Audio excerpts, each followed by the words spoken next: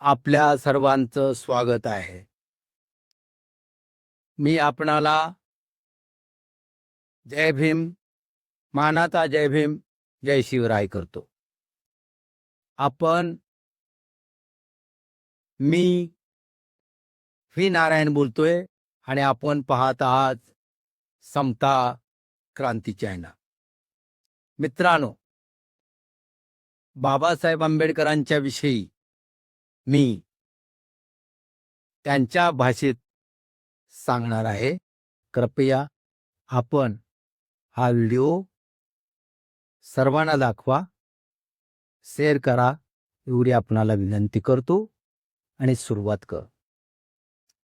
तर मी कोलंबिया विद्यापीठामध्ये प्रवेश घेतला. त्यानंतर राहण्याची सोय म्हणून मला एका रूमकडे जाण्याचा इशारा केला. त्या ठिकाणी काही भारतातली मुलं राहत होती आणि त्या रूममध्ये माझी सोय करण्यात आली होती. परंतु मी गेल्याबरोबरच त्यांना माहीत होतं मी अस्पृश्य आहे. त्यामुळे ती पोरं सवर्ण होती. त्यामुळे त्याने बॅगा ओढून घेतल्या आणि म्हटले की तू एका बाजूला तिकडेच्या बाजूला झोप. तुला जे करायचं आहे आमच्यात तुला मिसळण्याची गरज नाही आणि आमच्याशी चर्चा करायची गरज नाही. अशा पद्धतीनं पहिलाच अनुभव अमेरिकेमध्ये कोलंबिया विद्यापीठामध्ये मला आला. म्हणजे जात ही पूर्ण जगात कुठेही गेलं तरी संपत नव्हती. ती जात माझा पाठलाग करत होती. म्हणजे भारतातली जातीयता आहे ती कधी संपणार नाही असंच मला वाटत होती. आणि अशा प्रकारे मग मी काही दिवस त्या ठिकाणी काढायचा प्रयत्न केला. राहत होतो त्यांच्यामध्ये. तरी पण एक वेगळ्याच भूमिकेत राहत होतो. नाविलाज होता माझा. तर अशा प्रकारे माझं ते कोलंबिया विद्यापीठाचं शिक्षण सुरू झालं. आणि मग शिकत असताना मी एकाग्रतेनं सगळं करत होतो. अभ्यास वगैरे करणं, प्रोफेसरने दिलेले सगळे टिप्पणी घेणं, त्याचबरोबर त्याचा अभ्यास करणं, मन लावून करणं आणि शिक्षक जे शिकवत होते, प्रोफेसर जे शिकवत होते, त्याकडे एकाग्रतेने पाहून, एकाग्रतेने ऐकून त्यांचं ते ऐकणं ग्रहण करत होतो. त्यामुळं साहजिकच माझ्या लक्षात राहायचं. आल्यानंतर मी रूमवर आल्यानंतर मी त्याचा अभ्यास करायचो दिलेला. आणि अशा प्रकारे माझं शिक्षण चालू होतं. आणि त्यामुळे मी एक हुशार विद्यार्थी म्हणून माझ्याकडे सगळे प्रोफेसर पाहत होते. कोलंबिया विद्यापीठात मला शिकवणारे जे जे प्रोफेसर होते त्यांचा मी लाडका झालेलो होतो. प्रत्येक जण मला प्रोत्साहन देत होते. अशा प्रकारे हे पाहिल्यानंतर मला वाटलं की अरे ज्या देशामध्ये माझा जन्म झाला, भारतामध्ये, त्या ठिकाणी सुद्धा मला अशी माणुसकी मिळाली नाही. तिथले शिक्षक सुद्धा मला जवळ घेत नव्हते की मला काही शिकवण्याचा प्रयत्न करत नव्हतो. परंतु या ठिकाणी मला आपुलकीनं शिकवलं जायचं, जसं काय मी त्यांच्याच घरातला आहे असा अनुभव त्या ठिकाणी येते. त्याचबरोबर त्यांची लायब्ररी खूप मोठी होती कोलंबिया विद्यापीठाची. आणि मग मी रूमवर जास्त जातच नव्हतो. माझा जास्त वेळ लायब्ररी लायब्ररीमध्येच असायचा. आणि मग ज्या वेळेला लायब्ररी खोलायची त्यावेळेला मी लायब्ररीमध्ये प्रवेश करायचो. आणि मग मी ग्रंथालयात प्रवेश केल्यानंतर मग ते ग्रंथालय बंद होईपर्यंत मी अभ्यास करत असायचो. म्हणजे सुरुवातीला पहिल्यांदा ग्रंथालयात येणारा मीच विद्यार्थी होतो आणि सर्वांच्या शेवटी जाणाराही मीच विद्यार्थी होतो. तर अशा पद्धतीनं मी त्या ठिकाणी अभ्यास करत होतो. कारण माझ्याकडे अभ्यासायला स्वतःची अशी काही पुस्तकं नव्हती. त्यामुळे ते त्या ठिकाणचे अनेक ग्रंथ जे होते ते मी अभ्यासण्याचा सपाटा चालू केला. आणि अशा प्रकारे एक दिवस असा प्रसंग आला की मी एक पुस्तक वाचत होतो आणि वाचता वाचता त्याच्यामध्ये मला तंद्री लागली आणि ते पुस्तक वाचतच राहिलो. वेळेचं भान राहिलं नाही. सगळे विद्यार्थी निघून गेले आणि मलाही कोणी आवाज दिला नाही. सगळे विद्यार्थी गेले. म्हणून शिपायाने दरवाजा लावला, कुलूप लावून तो निघून गेला. आणि मी रात्रभर मग एकटाच त्या ग्रंथालयात होतो. अभ्यासिकेमध्ये मी अभ्यास करत होतो, पुस्तक वाचत होतो. आता माझ्याकडे बाहेर जाण्याचा पर्याय नसल्यामुळे मी ते पुस्तक रात्रभर वाचलं आणि वाचून काढलं. ते माझं आवडतंच पुस्तक होतं म्हणून मी ते वाचून काढलं. आणि मग ज्या वेळेला विद्यापीठ चालू व्हायचं, कॉलेज चालू व्हायचं, त्यावेळेला सगळे शिक्षक आलेले सगळे, आणि त्याच वेळेला विद्यापीठाची जे ग्रंथालय आहे तेही खोललं जायचं. आणि अशा प्रकारे ग्रंथालयाचा दरवाजा खोलल्यानंतर त्या शिपायाच्या लक्षात आलं की इथं कुणीतरी आहे आणि त्याने माझ्याकडे पाहिलं. पाहिल्यानंतर अरे हा एक विद्यार्थी इथेच राहून गेला. मग याने बाहेर पडायला हवं होतं वेळेत. हा बाहेर पडला नाही म्हणून त्याने ग्रंथपालकडे तक्रार केली. आणि मग ग्रंथपालने तक्रार केल्यानंतर त्या ठिकाणी नियम होते. नियम तोडेल त्याला दंड असायचा, शिक्षा असायची. आणि मग ती शिक्षा जे ग्रंथपाल देतील ती असायची. या पद्धतीनं जे शिपायांनी सांगितलं की हा मुलगा रात्रभर इथंच होता, अभ्यास करत होता. मला माहित नाही, मला वाटले सगळे गेले म्हणून मी दरवाजा लावून घेतला. पण उघडल्यानंतर हा मला दिसला.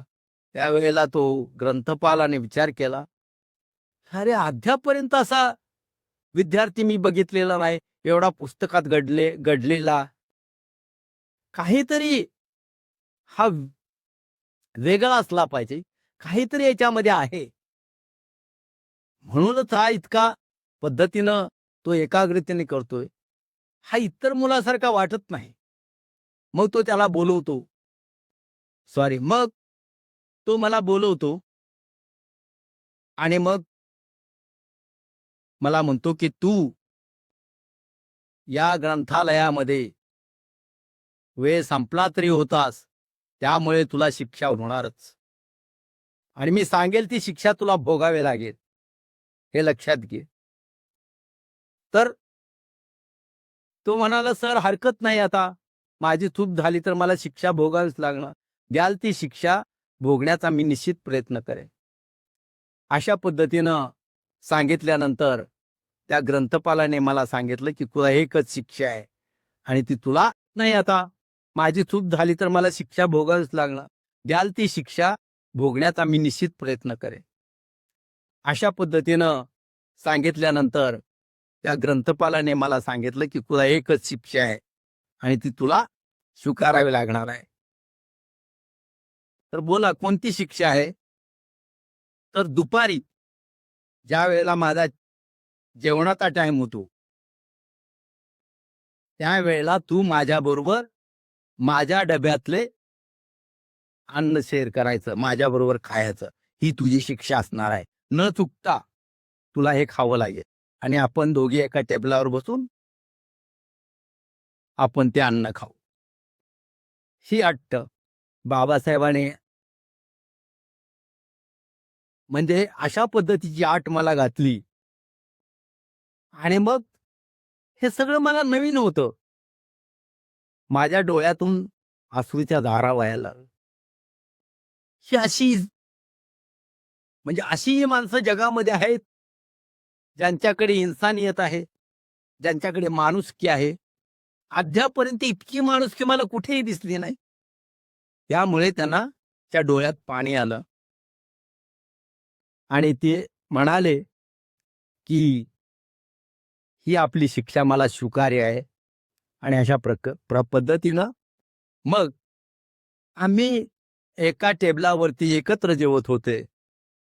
सगळे त्यांचे डबे आणून मी द्यायचो, खायचो. आम्ही दोघेही ते डबे खोलून जेवण करायचो. ते डबे मी धुवून ठेवायचो. कधी ते पण धुवून ठेवाय, धुवत असायचे. अशा प्रकारे आमचं रोजचं चाललं. आणि मग तिथं जेवणं आणि मग अभ्यास करणं, ग्रंथालयामध्ये बसून कॉलेज संपलं की ग्रंथालयात बसून मी माझा अभ्यास सुरू. तर अशा प्रकारची माणुसकी मला त्या ठिकाणी दिसली. आणि मग त्यांची आणि माझी खूप घसट झाली. ते मला बऱ्याच वेळेला लागेल ती मदत करत असायचे. या पद्धतीनं माझा अभ्यासक्रम सुरू झाला. जी मुलं भारतातली असणारी मुलं, एक मी कनिष्ठ जातीचा आहे म्हणून मला दूर ठेवणारी, शिवू नको म्हणणारी, आणि एका बाजूला माझ्याच हातात डब्बा देऊन माझ्याबरोबर अन्न खाणारी, माझ्याबरोबर हस्तांदोलन करणारी, त्यांना गोरी पान लोक ते, त्यांना कधी विंठाळा वाटला. तर अशा प्रकारे मला त्या ठिकाणी अनुभव आला. त्या ठिकाणी मग माझ्या ऐकण्यात आलं की आपल्या देशामध्ये जसा जातीभेद आहे तसा इथेही एक भेद आहे, वर्णभेद. मग वर्णभेद कळल्यानंतर, तर कुठला वर्णभेद? तर आफ्रिकन जे लोक होते, निग्रू, ते काळे असायचे. आणि त्यामुळे जे गोरे लोक होते ते त्यांच्यावर गुलामी लादायचे. त्यांना जनावराप्रमाणे एकमेकाकडून विकत घ्यायचे. आणि तो मालक, विकत घेणारा मालक, त्याच्याकडून अमानुषाच्या काम करून घेत असे. त्याला दिवस रात्र त्याच्याकडे काम करायला लागायचं, फक्त जेवणाच्या मोबदल्यामध्ये. परंतु एक गोष्ट मात्र मला, ही जी आहे ती फार आतडे पिळवटून टाकणारी ती गोष्ट त्या ठिकाणी होते. आणि ती मला वाटलं की हे भयानक रीत आहे आणि ही रीत संपली काही. परंतु एक मात्र माझ्या लक्षात आलं, ती काळी दिसणारी माणसं त्या इंग्रजाच्या इथं सगळं काम करायची, जेवणापासून ते याच्यापर्यंत. पण जेवण बनवताना ते इंग्रजाला त्यांचा कधी काळे आहेत म्हणून बाट झाला नाही. उलट त्याने दिलेलं अन्न चवीने खायचे, ते त्यांच्या ताटात वाढायचे. नौकराच्यामध्ये हे, आणि सगळी ताटं वगैरे धुवून.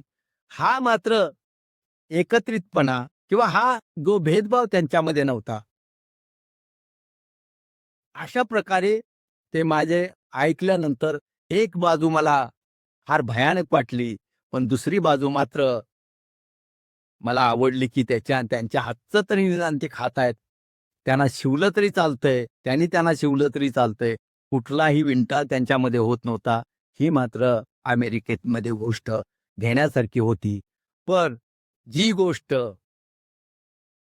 आतडी पिळवून टाकणारं, म्हणजे त्यांच्याकडून अमानुषरित्या त्यांना माणूसच ते समजत नव्हते. इथं मात्र अमेरिकन लोक त्यांच्याबरोबर वाईट कृत्य करत होते, हे माझ्या लक्षात आलं. आणि मला वाटायला लागलं की यांच्यासाठी सुद्धा मला काम करावं लागेल, काहीतरी करावं लागेल, अशी माझी भावना निर्माण झाली. मला वाटायला लागलं की अशी माणसाची अवस्था माणसानेच करावी. म्हणजे या ठिकाणी माणुसकी आहे की नाही, जगामध्ये प्रत्येक ठिकाणी काही ना काहीतरी वाईट दिसतच आहे. आणि त्याला कुणीतरी या ठिकाणी ते निवारण करण्याचा कोणी प्रयत्न करतंय की नाही, अशी शंका माझ्या मनात निर्माण झाली. आणि मग अशा पद्धतीनं मी माझं शिक्षण चालू ठेवलं. त्यांचे चालीरीती, त्यांचे रिवाज यांचाही मी अभ्यास केला. भरपूर अशा पद्धतीनं मी अभ्यासामध्ये आपला वेळ घालवत होतो. पुस्तकाशिवाय माझ्याकडे दुसरंही विचारही येत नव्हता. आणि अशा प्रकारे माझं शिक्षण चांगल्या पद्धतीनं चाललं होतं. माझा अभ्यास चांगला चाललेला होता. आणि अशा पद्धतीनं माझं शिक्षणाचं कार्य पुढे चाललेलं होतं.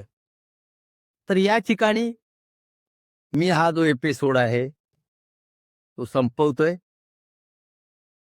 हा पार्ट 3 हा एपिसोड आहे.